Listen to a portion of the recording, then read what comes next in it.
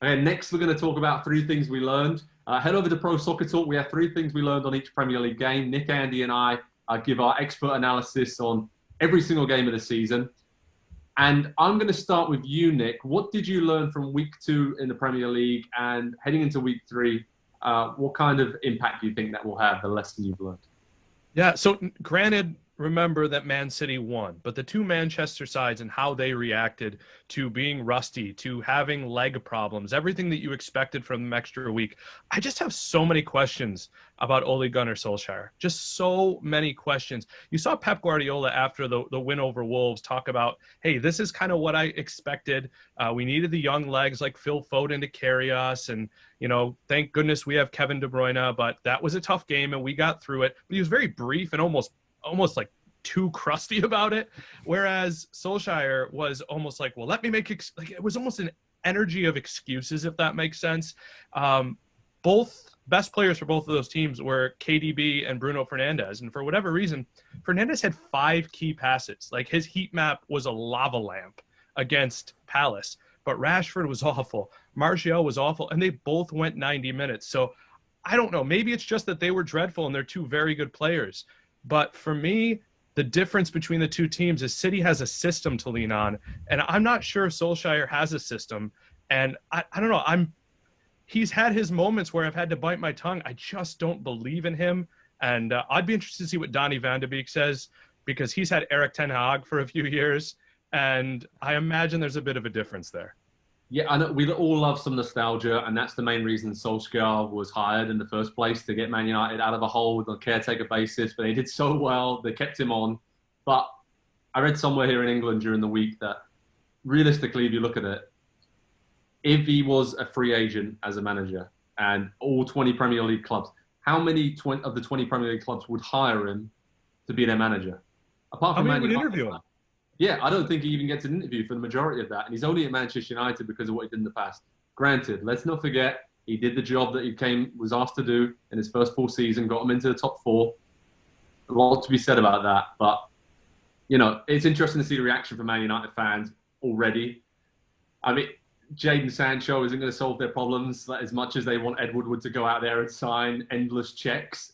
He's not going to be running back, and he's not going to be defending and stopping these chances. And I think what we saw at the weekend, right, is for United at least, they need an upgrade on Lindelof. They need an upgrade on Luke Shaw. So Tellez could be coming in, been linked obviously with Koulibaly and other centre-backs, but they need help, Man United. I'm with you, Nick. I think Man City just got the job done, looks rusty, but they're still coming off that hangover of the Champions League and failure there. That's what it was. Let's not be the bear in the bush there. They should have won the Champions League, or at least been in the final this summer. So for Man United, I'd be more worried about that. Yeah, Andy, your thoughts on that, and then let us know what you learned this weekend. Well, it was always a weird hire, right? And the nostalgia you mentioned there, and the fact that he had done so well taking over interim, it makes me think back, and with a tie-in to Tottenham here, had they not kept him as the permanent manager and had gone for Pochettino then, rather than Pochettino sticking around for another few months and then being fired by Spurs, how differently could things look for both of those clubs? You've got a kind of a builder of projects in Pochettino who could have United and the resources and the finance that have been backed and everything there. That could have been very successful. Spurs could have moved on and kind of changed up the team as they needed to do at that time, but neglected to do for an extra year. So it just, the dominoes that could have fallen had it not been Solskjaer going there would have been very interesting. But anyway, the thing that I think that I think we probably knew it already, but it was reinforced over the weekend, was I think we are due another very, very good title race in the way that we had one 2 years ago. Probably the same 2 participants, probably Liverpool, probably Man City, maybe Man City and Liverpool. Who knows how it's going to finish? But Liverpool bounced back from looking a little bit ropey in the opening weekend against Leeds, and they had an air about them of, okay, we know we've got to be better. we can be better, we are better. And they just kind of seem to flip that switch immediately going against Chelsea this weekend. And I know that the red card played a big part in it and everything.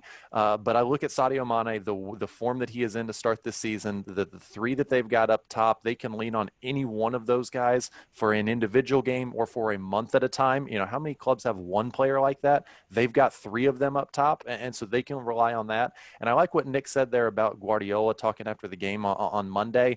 He was more frustrated than making excuses. That's kind of the difference in the job security between those two managers if you compare the Manchester clubs. But he knows what his objective is, and I don't think Solskjaer does. I think he's just trying to do everything he can to tread water and stay in the job and not get fired. And so I expect City, whether it's just by the beautiful football that we've seen from them over the years, or Guardiola kind of demanding and willing them to get there, I think they're going to be right there in the title race this year. It could be a point or two between them as it was a couple of years ago. And I'm really excited to see it. It's great to have kind of the same, not only the same clubs, but the same teams kept together over a period of time, and they can begin to build a natural on-field rivalry. Maybe not the local derby or anything, but just so many big games between those teams with those same players going up against each other. That's where it really starts. Exactly. So when it's talked about now, it's talked about that big event in terms of, Arsenal, Man United with Fergie and Wenger in the past, and obviously Chelsea and Liverpool with Benitez and Mourinho going head to head. So I think we're getting to that territory now. These two teams, they really do add the spice on the pitch, and it's a great occasion for Liverpool City to go head to head. They're going to go head to head for the title of the season. So in terms of what I learned quickly from the past 7 days is that Harry Kane is a superb creator. We all talk about the goals that he scores, but some of those passes to Heung-min Son, 4 assists down at Southampton in that 5-2 win for Tottenham. 4 were brilliant. I think on one of them, he said afterwards in the post-game interview, he didn't even look. He just hit it in the area where he knew Son would be. And that, to me, we kind of forget when Spurs were playing at Wembley, their last season at White Hart Lane, Kane would drop deep a lot on the left flank, would cut inside, find those balls in behind to Son or Dele Alli or Eriksen pushing on. And I think that he's underrated, that part of his game. If Harry Kane could possibly be underrated, then his team play and his ability to sort of drop in, that gives me hope if I'm Tottenham that Gareth Bale can come in and maybe play as that central player. They're giving him the number 9 shirt. He can maybe play as that central forward, and Harry Kane is more mobile than Bale right now. So why not feed him the chances and get him behind and link up? And that movement of those three, Nick, you touched on it last week, Son, Kane and Bale, that's pretty incredible. So let's see if Bale gets up to speed. Mourinho said that his desire to play for Spurs and motivation levels should see him come back a bit quicker. So anybody got some motivation cream they want to rub on his knee and see how he gets on? But it'll be really interesting to see. I know, you can't. Mourinho is just box office in every sense of the word. So, yeah, we learned a lot this week, and there's a lot of goals. As I said, record goal scoring week in the Premier League. A lot of lessons early in the season, I feel, and it's going to be really interesting to see how teams kick on now from these opening weeks of the season. Hi there, I'm Rebecca Lowe. Make sure you subscribe to watch highlights all season long, and always join us every weekend at 7 a.m. on NBCSN for Premier League mornings. Plus, make sure you subscribe to Peacock Premium as well, where you can watch exclusively live 175 games and same-day on-demand replays of all 380 Premier League matches as well.